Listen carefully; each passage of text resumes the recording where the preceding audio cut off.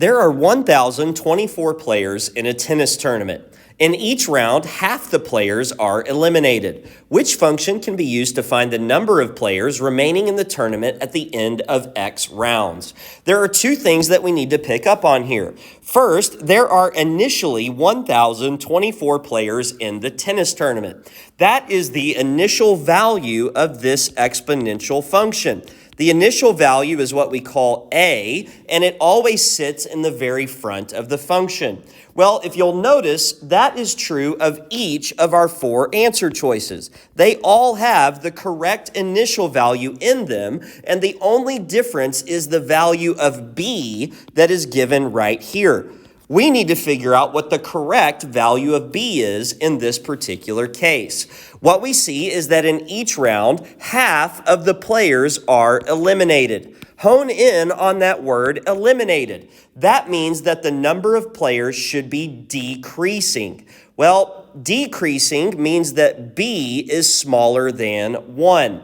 In letter A, we have a B value of 1.5, which is greater than 1. That means that A is not correct.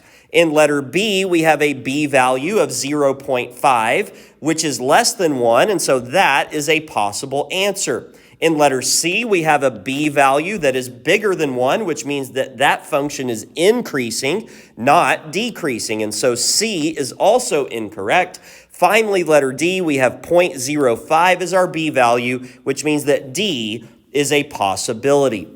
What we can do now for letter B is we can type it in to Desmos and see what is going on. F of x is equal to 1,024, 0.50 raised to the x power. What I want to do is create a table here. So I will hit the edit list and convert to table button. If I start with 0 and type in my x values after a certain number of days, what you'll start to notice is that the number of players in the tennis tournament is getting reduced by half.